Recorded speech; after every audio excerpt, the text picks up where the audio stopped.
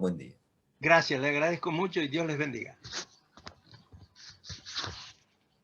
Muy bien, pasamos entonces a la tercera ponencia de esta mañana. Agradecemos hasta aquí.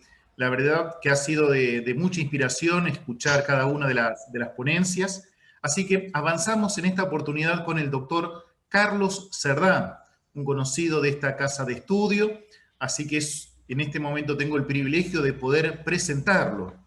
El doctor Carlos Cerdán es licenciado en Teología por la Universidad Adventista del Plata, doctor en Sociología por la Universidad de Belgrano, estuvo dedicado a las actividades pastorales por 19 años, se desempeñó como secretario de extensión de esta casa de estudio, director de la Escuela de Estudios Virtuales, actualmente es el coordinador de los centros de investigación de la Vicerrectoría de Investigación de esta casa de estudios también, y este año ha sido invitado por la CONEAU para desempeñarse como un par evaluador en posgrado. Ejerce como profesor de la Facultad de Teología de la Universidad Adventista en las asignaturas Investigación Guiada y Corrientes Teológicas Contemporáneas, entre otras. En la carrera de Comunicación Social se desempeña como profesor de las cátedras Política Internacional y Problemática Política, Social y Económica Contemporánea. Además, es profesor del doctorado en Teología de esta universidad en las asignaturas Sociología Latinoamericana y Misión y Métodos Avanzados de Investigación. Participó junto a profesores de la Universidad de Belgrano y de otras universidades de Capital Federal de capítulos de libros, entre ellos Gianni Vattimo, Perspectiva Hermenéutica Vattimiana como propuesta de salvación posmoderna, en el libro Lecturas sobre pensadores sociales contemporáneos, también Clifford Geertz, Antropología Hermenéutica, en el libro Pensadores Sociales Contemporáneos. Asimismo, junto al rabino Abraham Shorka, rector del Seminario Rabínico Latinoamericano y otros teólogos católicos y protestantes, participó del libro El Concilio Vaticano II y los judíos, con el capítulo Reflexión de un pastor adventista sobre Nostra Aetate. En el año 2017 fue publicado el libro Teólogos Influyentes del siglo XXI, en el cual colaboró con el capítulo Bernard Lonergan y el tiempo eje del método teológico, además de publicar artículos en revistas especializadas como Perspectiva Hermenéutica de la influencia del Espíritu Santo en la formación de la conciencia religiosa en Dabar Logos, también la revista de investigación de esta universidad. Así que el pastor y doctor Carlos Cerdán nos va a presentar en esta ponencia, cuyo título es Paul Tillich y el principio protestante en su teología apologética. Así que, pastor y doctor, tenemos entre 35 a 40 minutos la ponencia y recuerden que posteriormente tenemos unos 5 minutos dedicados a la reacción, preguntas, que también podemos aprovechar a realizarla a través del chat de esta plataforma. Doctor Carlos Cerdán, el tiempo es suyo. Bueno, muchas gracias Nelson por la presentación. Un gusto verlos a los maestrandos y también a los doctorandos. En primer lugar, quiero sumarme en estas jornadas de posgrado, sumarme al hecho de que está siendo dedicado en honor a la trayectoria de Silvia, de la doctora Silvia Justus. Silvia, un abrazo y un reconocido merecimiento el tuyo por toda tu trayectoria y por lo que seguís haciendo, tengo entendido, ¿verdad? Seguramente que Dios te va a seguir bendiciendo en ese ministerio, que no lo cerramos con la jubilación. Por otro lado, quería destacar, quizás, a lo mejor, Carl, ¿puedo compartir la pantalla para poder ir compartiendo algunas cosas a medida que Sí, sí, pastor, tiene habilitado para Tengo compartir. habilitado. Bueno, a ver, yo no estoy recordando cómo era, pero debe ser esto, compartir. Y esperemos que no pierda mucho. ¿Ahí se comparte? Sí, sí, vamos avanzando. Bien. Entonces, si se comparte, quiero destacar para poder de esta manera eh, iniciar la ponencia, destacar primeramente algo que suelen decir muchos teólogos, y es precisamente que de los teólogos del siglo XX hay por lo menos 6 grandes teólogos, sin quitarles mérito a muchos otros, obviamente, y también sin quitarles mérito a los teólogos presentes. Pero 6 teólogos muy reconocidos, 3 católicos, 3 protestantes. Entre los católicos, uno es Bernard Lonergan, otro es von Balthasar y otro es Rahner, ¿verdad? Son los 3 teólogos católicos de alto impacto. Por otro lado, otros 3 teólogos protestantes, 2 de ellos son los 2 que fueron presentados en las excelentes ponencias anteriores. Uno entonces, Bullmann, presentado por el doctor Carlos Olivares. El otro es Karl Barth, presentado recién por el doctor Alberto Roldán. Y el tercer teólogo de gran impacto en el siglo XX es el que voy a presentar a continuación, su nombre, Paul Tillich. Y yo he titulado esta ponencia Paul Tillich y el principio protestante en su teología apologética.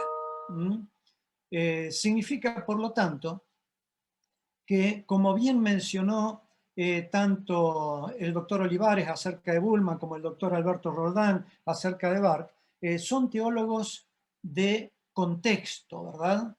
Son teólogos que viven o sea, que analizan la teología desde el contexto sociopolítico, económico, religioso. En el caso de Paul Tillich, como los anteriores, es un teólogo que le tocó vivir una situación muy particular, muy compleja, es decir, el contexto de las 2 guerras mundiales, una situación, de paso, el término situación va a ser muy importante en el caso de Paul Tillich, una situación de crisis generalizada, y esa crisis generalizada involucra a lo religioso y a lo teológico. Así que, por lo tanto, su propuesta va a ser una teología apologética de la cultura, existencialista, y basado en un sistema de preguntas o pregunta-respuesta, como le llama él. Y es lo que vamos a estar analizando y tratando a medida que avancemos.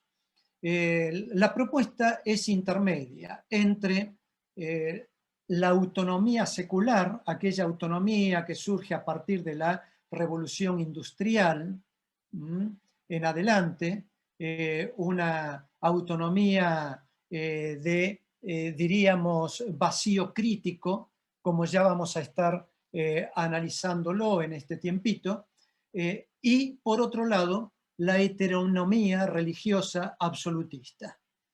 Entre esos 2 caminos, él busca un camino intermedio que trataremos de exponerlo. Su propuesta se desliza hacia una teología relativa, destaco yo aquí. ¿Y por qué causa? Lo explicaremos ante el hecho de que se trata de una teología de la cultura. Para comprender la propuesta teológica de Tillich, lo vamos a presentar de la siguiente manera. En primer lugar, una breve mención de la biografía de Paul Tillich, luego su método de correlación, para entonces analizar la interpretación del principio protestante, muy particular interpretación la que Tillich le da, y a partir de esa interpretación él elabora su teología y entonces su teología de la cultura. Así que vamos entonces, en primer lugar, a destacar al autor en su contexto socioacadémico. Creo que esto que está ahí arriba puede de alguna manera sacarse si uno quiere, ¿verdad? O saldrá solo. Bueno, veremos. Muy bien. En su contexto socioacadémico, como bien mencionaba cuando hablaba acerca de Bullmann, Carlos Olivares, que es importante conocer a la persona, porque a veces hay muchos teólogos que rechazan de cuajo totalmente todo análisis y esfuerzo académico de estos teólogos, y es importante conocerlos como personas, conocer el esfuerzo vivido, conocer cuál ha sido de alguna manera su jugarse en el contexto difícil que les tocó vivir en el siglo XX. Así que en el caso de Tillich es nacido en Prusia, se formó en la tradición luterana también, es hijo de un pastor, el padre era pastor y muy adicto a la filosofía, pastor luterano, y su vida la vida de Paul Tillich, la podemos dividir en 4 etapas. En primer lugar, la primera etapa en toda su formación académica fue influenciado fundamentalmente por estos personajes de alto impacto: Kant, Schleiermacher, Schelling, Hegel, Hegel con su sistema dialéctico, ¿verdad?, de tesis, antítesis y síntesis, y Heidegger.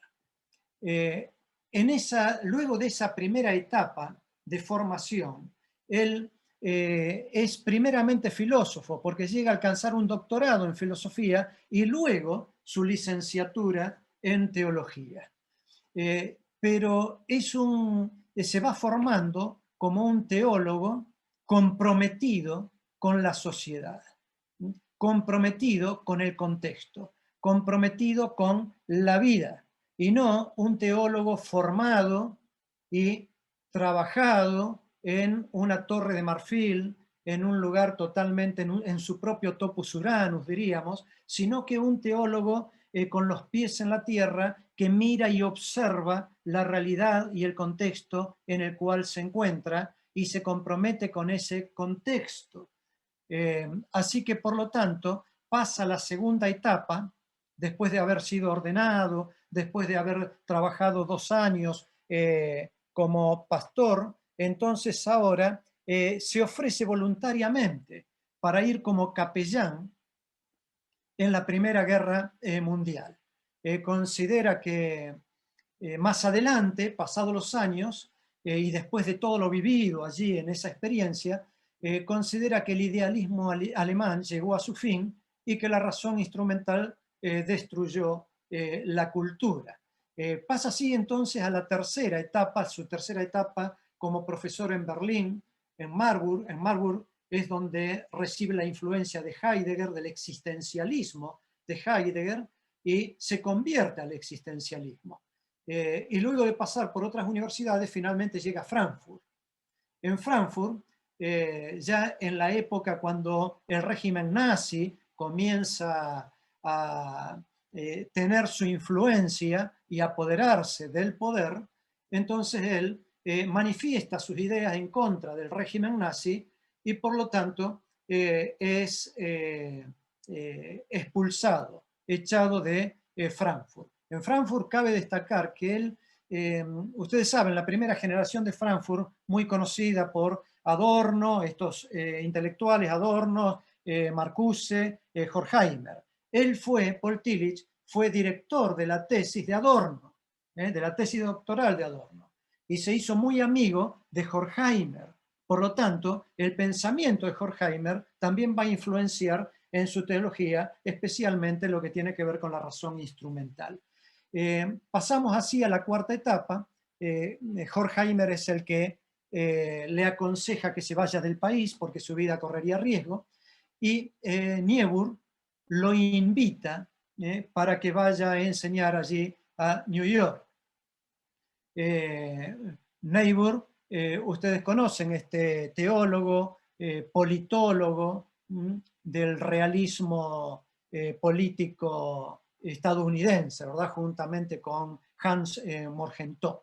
22 años enseñó allí en New York y luego en Harvard, en Chicago, finalmente. ¿Cuál es la, digamos, en dónde se concentra la teología o cómo se va formando la teología clave de Paul Tillich? Bueno, en primer lugar, el método de correlación. Frente a la teología querigmática de Barth, recientemente, excelentemente presentado por el doctor Roldán, querigma es proclamación, y ante esta teología de proclamación, Tillich va a proponer su teología de argumentación, apologética, ¿verdad? Entonces, decíamos que frente a la teología querigmática de Barth, en la que prima la idea de verdad inmutable del mensaje ante lo cambiante de la situación, Tillich va a proponer esta argumentación, esta teología apologética o método de correlación que busca responder con la revelación, claro está, responder a los interrogantes existenciales que se encuentran en la cultura. Claro está, decía, hay que ver qué entiende él por revelación, como recién escuchamos que en el caso de Barth entendía por revelación no solamente la palabra, o mejor dicho, no solamente la Biblia, sino que por revelación entendía a también lo que era la proclamación desde el púlpito. Bueno, en el caso de Tillich, entiende, no es solamente la Biblia, palabra de Dios, sino que palabra de Dios o revelación es mucho más allá que la Biblia, y lo vamos a destacar. Esto aquí, desde mi perspectiva y desde mi entender, es bastante criticable. Tillich entiende por apologética una teología que responde a las preguntas implícitas en la situación, en el contexto, decíamos. Por esta causa va a construir ese método de correlación y toda su teología a partir del principio protestante. Ve al principio protestante como una cosmovisión o manera de ver la realidad. Tillich puntualiza que la causa de la justificación no es la fe, sino la gracia. Esto es muy interesante en Tillich y quería destacarlo porque, claro, hay que ver cómo se lo interpreta, hay que ver cómo lo interpretaba él a esto, pero si nosotros vamos a la Biblia, muchas veces la justificación por la fe se la interpreta de manera distinta, como el apóstol Pablo interpreta la justificación por la fe, o como Juan en el Apocalipsis interpreta la justificación por la fe.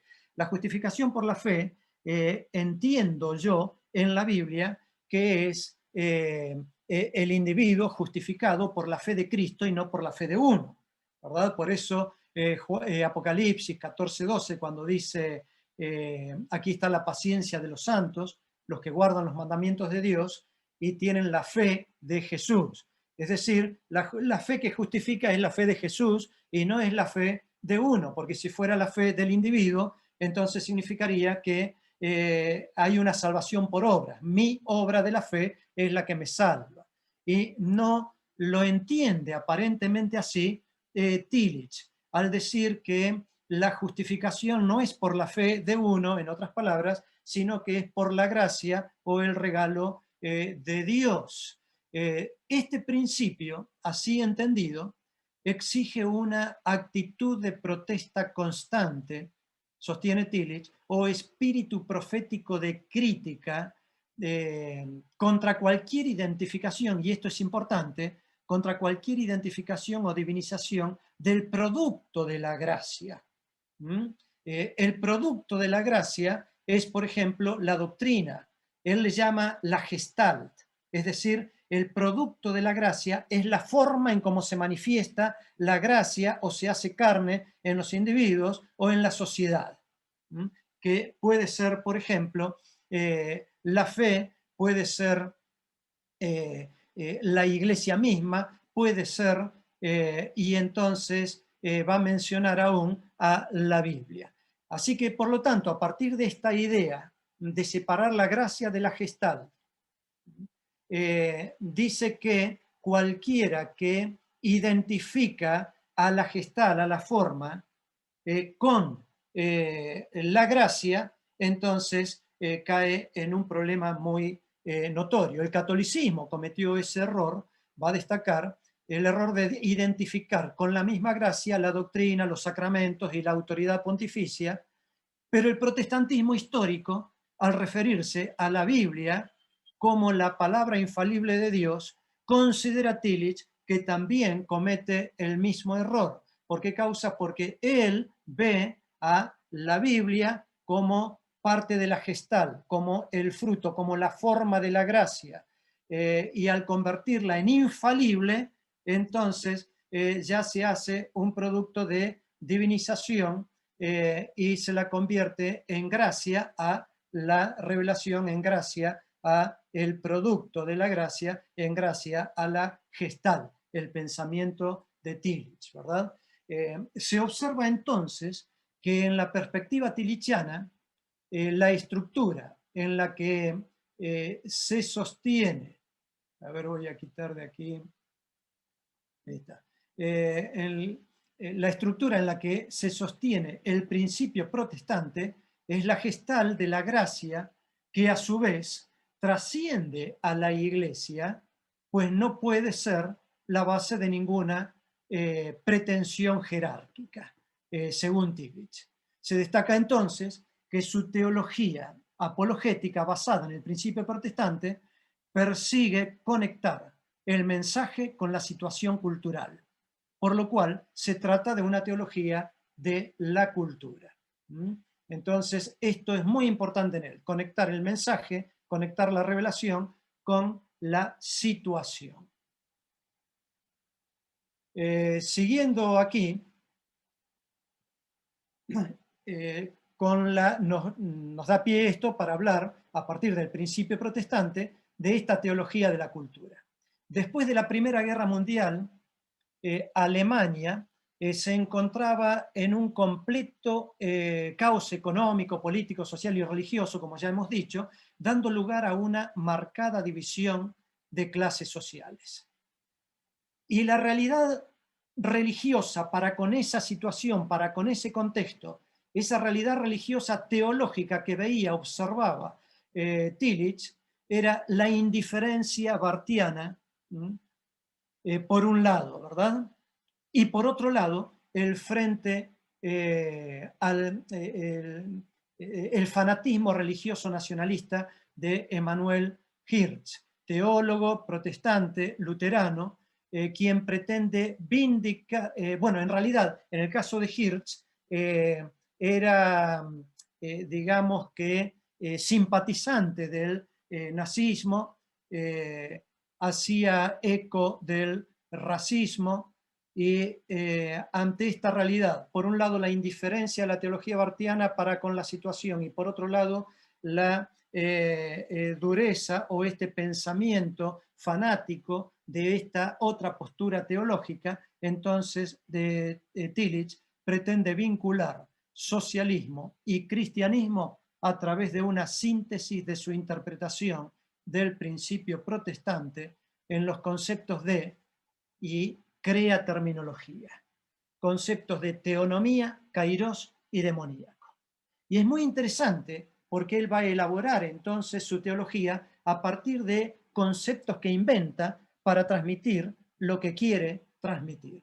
La teonomía designa el estado de cultura bajo el impacto de la presencia espiritual, es decir, si la gracia es la que justifica al hombre en su condición pecadora, entonces toda la realidad tiene relación con la gracia, incluyendo la esfera no religiosa, va a sostener Tillich. Esta relación puede hacerse efectiva en el tipo de vinculación de 3 situaciones. Y él va a destacar la autonomía, la heteronomía y la teonomía. Ante el contrapunto dialéctico, y aquí echa mano de la dialéctica hegeliana, el contrapunto dialéctico entre la autonomía, que es el hombre abandonado a sí mismo, es decir, que acontece a partir de la revolución industrial, pero una autonomía de crítica vacía, y por otro lado, en contrapunto con la heteronomía, que sería el hombre enajenado de sí mismo, es decir, sometido a un absolutismo que le controla absolutamente toda su vida, lo acontecido en la Edad Media, por ejemplo. Entonces Tillich, ante el contrapunto de la autonomía y la heteronomía, que de paso la heteronomía es todo tipo de consenso, ¿verdad? Son no solo dictaduras, sino que también pueden ser los consensos democráticos, los consensos que se pueden dar en una iglesia determinada o en una religión determinada y que se imponen al resto privándole de su pensamiento crítico. Entonces, ante estas dos realidades, él propone como síntesis moral su concepto de teonomía, que es el hombre conectado con el fundamento último del ser. Y cuando decimos el hombre conectado con el fundamento último del ser, aquí es donde algunos comienzan a vislumbrar cierto panteísmo en Tillich y critican esta realidad, aunque habría que ver si realmente hay panteísmo allí, habría que analizarlo un poco más. La teonomía solo es posible cuando se da la situación en un tiempo único. Y cuando habla de tiempo único, entonces allí, recuerdan ustedes que habíamos mencionado 3 términos fundamentales en su teología: teonomía, kairos y temoníaco. Entonces, teonomía, explicamos aquí cómo se va dando, y es la propuesta de él como camino intermedio entre la autonomía y la heteronomía, entre el secularismo de un individualismo atroz, sin sentido, y los autoritarismos o todo tipo de verticalidad. Entonces, él propone la teonomía entre la autonomía y la heteronomía. Pero a su vez, su teología, habíamos dicho, para explicarla, él habla de teonomía y habla que esa teonomía tiene que darse en un tiempo único, determinado, y a ese tiempo le va a llamar kairos. Se trata de un tiempo adecuado, de característica cualitativa, y se refiere al momento oportuno en lo que el eterno reino de Dios irrumpe en lo temporal, cuando en lo temporal existe la plena madurez para que el reino de Dios irrumpa. Y esa plena madurez debe darse tanto en la aceptación de lo correcto, de la revelación, de lo esperable, como también la resistencia a lo correcto, a la revelación, a lo esperable. Entonces, cuando se da la madurez plena en ambas realidades, ahí está el momento oportuno para esa realidad. Impulsó la creación de un círculo, el círculo Kairos, que ante el caos de la Primera Guerra Mundial sostiene que había llegado un nuevo Kairos. Entonces, todo ese contexto social que se había dado, él cree que a partir de allí surge ese nuevo Kairos en el que el socialismo religioso debía ser entendido como comienzo hacia una nueva teonomía o estado de cultura, o a ser sometido al principio protestante de la expectativa de un nuevo Kairos, y así sucesivamente. Entonces ustedes fíjense y observen que cuando se da ese momento oportuno en la historia de la humanidad, cuando hay un quiebre por una cantidad de variables sociopolíticas, económicas, religiosas, y entonces se da ese quiebre y viene un cambio social, para él allí irrumpe el reino de Dios en lo temporal, y de esta manera comienza una nueva cultura, una nueva, digamos, expectativa, una nueva teonomía. Y esa nueva teonomía es aceptada por el grueso, pero el principio protestante, sostiene Tillich, ha de continuar, ha de darle la oportunidad a esa nueva teonomía, pero debe estar allí para nuevamente comenzar a analizarlo, a estudiarlo, a criticarlo, y entonces así a la espera de un nuevo kairos, de un nuevo momento especial, ¿verdad? O tiempo oportuno. Y el tercer término que inventa Tillich, o que trata en su teología, decíamos teonomía, kairos y demoníaco. En la teonomía, él la propone como camino intermedio entre la autonomía y la heteronomía.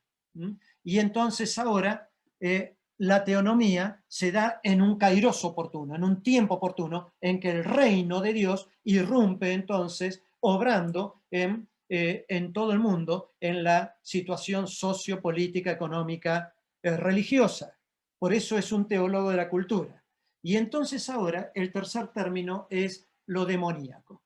Y a lo demoníaco él se refiere a el poder estructural del mal.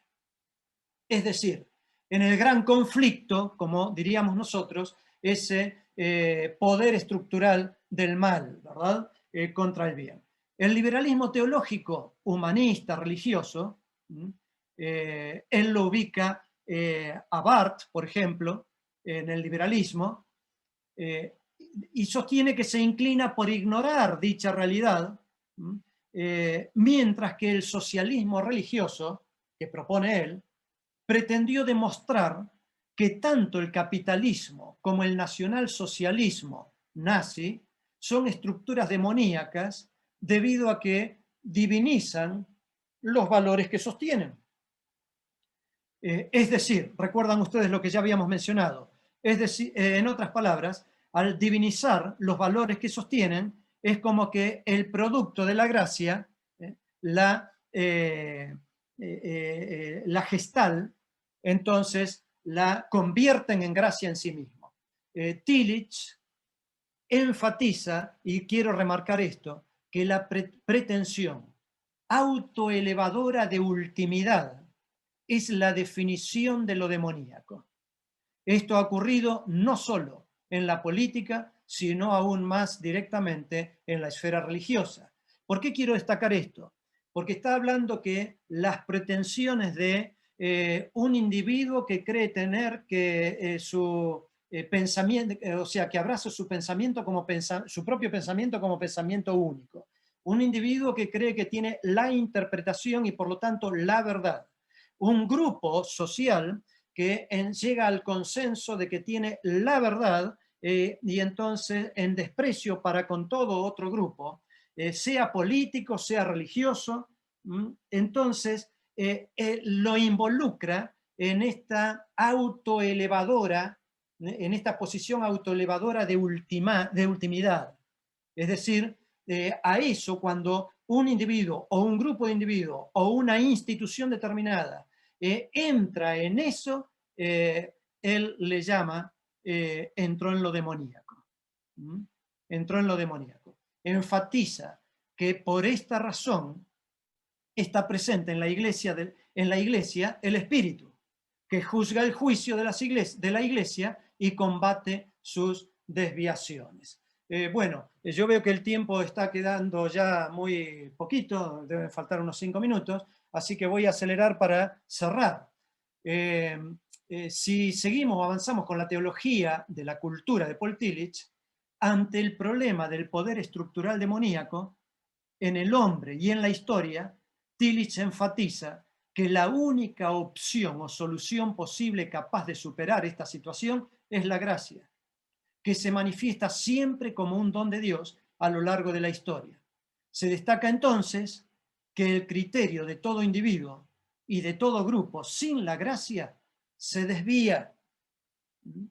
Así también la predicación del mensaje sin adaptación a la situación se torna en un absolutismo demoníaco que arroja la verdad como piedras contra las cabezas de las gentes, y sin la adaptación misionera descuida el principio de verdad. No conquista los poderes demoníacos, es decir, no vence al poder estructural del mal. Ejemplo, el caso de María Magdalena. Allí iban con la verdad, todo el grupo que iba con la idea de apedrearla, ¿verdad? Iban con la verdad, y con la verdad a tirarle por la cabeza. Y era real de que había sido encontrada en adulterio. Y Cristo se acerca con la comprensión y vence el poder demoníaco, ¿verdad? No tirándole con la verdad como piedra sobre la cabeza, sino que se pone en un acercamiento para con ese caso particular, y de esta manera enseñando o dando una lección teológica acerca de cómo ha de ser proclamada la verdad. Entonces, en lugar de la teología querigmática de proclamación, propone la teología apologética de argumentación. Como reflexiones finales en los 3 minutos que están quedando, Tillich es un teólogo de contexto que insiste en la imposibilidad de hacer teología sin involucrarse desde la interdisciplinariedad, sin involucrarse desde la interdisciplinariedad en la situación concreta de la cultura. Y cuando habla de interdisciplinariedad, teología, filosofía. Ante el contrapunto dialéctico, en segundo lugar, ante el contrapunto dialéctico entre la autonomía, el hombre abandonado a sí mismo, recuerdan ustedes, es decir, el secularismo iniciado allá a partir de la Revolución Industrial, es decir, el hombre abandonado hacia un vacío absoluto, y la heteronomía, el hombre enajenado de sí mismo porque otros lo controlan. Un partido político, o un ideal político, una religión controlado verticalmente, que más que autoritarismo son totalitarismo, que se meten aún en la vida íntima de los individuos. Entonces el hombre termina enajenado de sí mismo. Heteronomía, todo tipo de consenso en que le quita al individuo el poder de pensar, reflexionar por sí mismo para ir viendo y eligiendo ante el análisis. Entonces, ante el contrapunto dialéctico entre la autonomía y la heteronomía, Tillich propone como síntesis moral su concepto de teonomía. El hombre conectado con el fundamento último del ser, que es y se refiere a esto, a la realización de toda la sociedad con la sustancia espiritual que conlleva un nuevo orden social. Bueno, ahí está otra vez la idea para algunos de panteísmo. También podría verse allí la idea que la presentamos al comienzo, de que la gracia significa que abarca a toda la humanidad y por lo tanto no solamente a lo religioso, a lo teológico, sino que también a todo el mundo en sus distintos aspectos del orden social, en lo político, en lo económico, en lo cultural. La gracia abarca absolutamente a todos, significa por lo tanto en que allí obra Dios y allí, cuando llega ese momento oportuno, es la realización de toda la sociedad con la sustancia espiritual, Dios guiando a la humanidad para que ésta, en otras palabras, interpreto yo, despierte, y allí el kairos del que hablábamos, hacia un nuevo orden social. Y finalmente, entonces, en tercer lugar, como reflexiones finales, el principio protestante exige una actitud de protesta constante contra cualquier realidad temporal que se la identifique con la gracia y no como producto de ella o gestal, incluida la Iglesia, y esto obviamente uno no comparte, incluida la Biblia, pero se está refiriendo cuando alguno torna a la Biblia como elemento de adoración, que predicada, por otro lado, sin ser adaptada a la situación, se torna en un absolutismo demoníaco que arroja la verdad como piedras contra las gentes. Interesante este aspecto para, examinarlo todo, retenerlo bueno, dice el apóstol Pablo.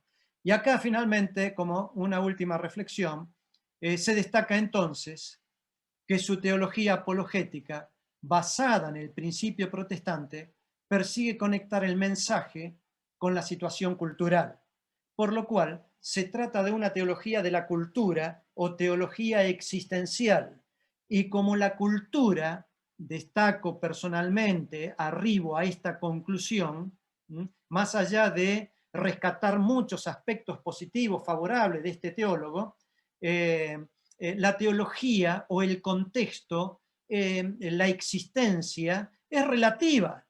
Y si la teología la basamos a partir de una cultura constantemente cambiante y relativa, y a partir de allí ir construyendo principios teológicos, y torna el mensaje en relativo, y más aún si un Paul Tillich considera la Biblia, ¿no es cierto?, la Biblia, le quita autoridad a la Biblia como palabra de Dios y simplemente como un documento necesario, pero que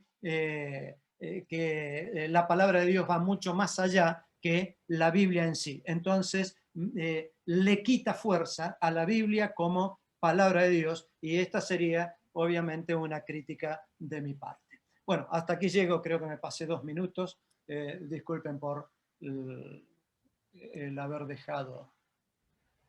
Muy bien, muchísimas gracias, doctor Cerdá, por tal ponencia. La verdad que muy clara. Tenemos 5 minutitos antes del receso. El receso van a ser 10 minutos, pero antes tenemos estos 5 minutitos para poder compartir las reacciones, las preguntas ante la ponencia del doctor Cerdá. Una de ellas, el pastor Silvino Tobar, le hace esta consulta, doctor. ¿Cuáles son las principales características y significados de la antropología de Tillich?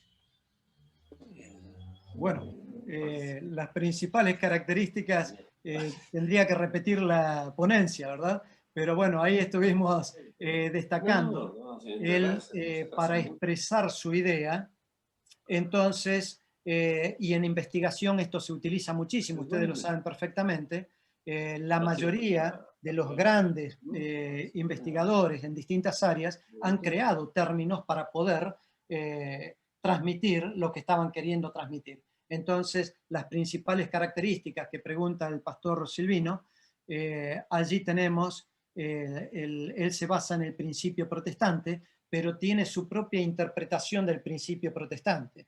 Y entonces a ese principio protestante habíamos dicho, y ahí viene esas terminologías: teonomía, kairos y demoníaco.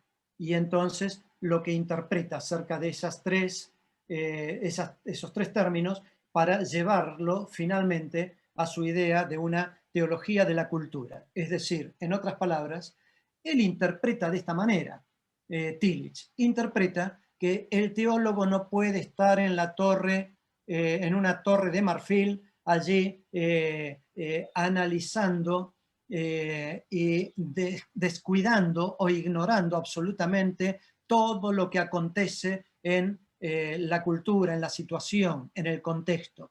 Por eso el doctor Roldán, ustedes escucharon hace un instante, él hablaba acerca de tener, obviamente no en el mismo nivel, ¿no es cierto?, pero tener la Biblia, el teólogo, con la Biblia, estudiándola, y con el diario, entre comillas, o tomarlos con pinza lo del diario, porque sabemos las fuertes influencias de las distintas facetas del periodismo. Pero bueno, como para estar interiorizado de lo que acontece, el mundo donde vive la hermandad, los creyentes, la iglesia. Y entonces, para poder ir con el mensaje allí, comprendiendo la situación en la cual se encuentra el creyente. Muy bien, muchísimas gracias. Tenemos 2 minutos, doctor, para responder la siguiente pregunta que el pastor Matías nos está realizando. Dice, Tillich, ¿hace un aculturamiento de la Biblia? ¿Es una contextualización sin límites? Bueno, interesante. No sé quién es Matías. Matías.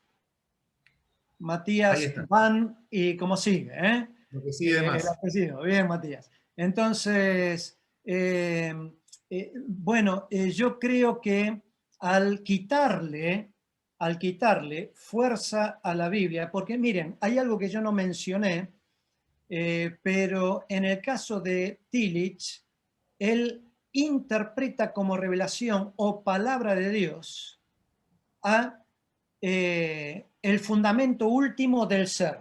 Es decir, cuando el hombre lo encuentra en su reflexión. Esto es el riesgo del panteísmo. Por otro lado, entonces él habla de la revelación, palabra de Dios es la creación, la revelación, digamos, general. Menciona también la tradición o la historia de la revelación, es palabra de Dios. Palabra de Dios es Cristo, sí, sin ninguna duda. Pero palabra de Dios también es la Biblia, pero le quita mucha fuerza a la Biblia. Y allí estamos en que se inclina más hacia un extremo de la cultura, como bien mencionas, Matías, y no cuál es la roca, cuál es el cimiento sobre el cual va a construir su teología. No es las Sagradas Escrituras. Y eso es un problema, sin ninguna duda. En el caso nuestro, siempre pensamos y hacemos especial hincapié que la edificación o la construcción de todo el edificio teológico ha de ser como cimiento, la roca ha de ser desde las Sagradas Escrituras, ¿verdad? La roca es Cristo, Cristo es la palabra, ¿no es cierto? Y la verdad es la palabra de Dios, la Biblia. Entonces desde ahí construimos el edificio y no desde mi reflexión, desde la cultura. Todo eso es importante, pero cuando edificamos desde donde hay que edificar. Me gustaría agregar algo relacionado con algo que dice Heidegger.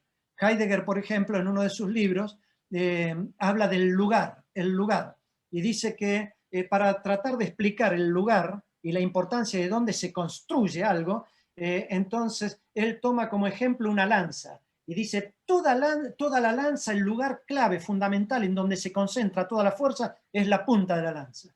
Ese es el lugar. Bueno, de la misma manera, el lugar donde el teólogo ha de construir toda su interpretación teológica es muy importante, porque depende desde dónde construís, si desde la arena o desde la roca. Y la cultura es arena, no podemos construir la teología desde la cultura. Claro que hay que tenerla en cuenta, pero no construirla desde la cultura. Desde la política no la podés construir. Claro que es importante, aún desde la política eclesiástica. Claro que es importante, pero no podés construirla desde allí. La política eclesiástica debe ser construida desde la roca. Y la roca, el lugar es Cristo. Y la roca, la revelación cristocéntrica, está en la Sagrada Escritura, Antiguo y Nuevo Testamento. Y a partir de allí, la construcción del edificio. Espero haber respondido, Matías. Excelente, excelente, doctor Carlos. Bueno, hasta aquí llegamos en esta primera parte. Tenemos un receso.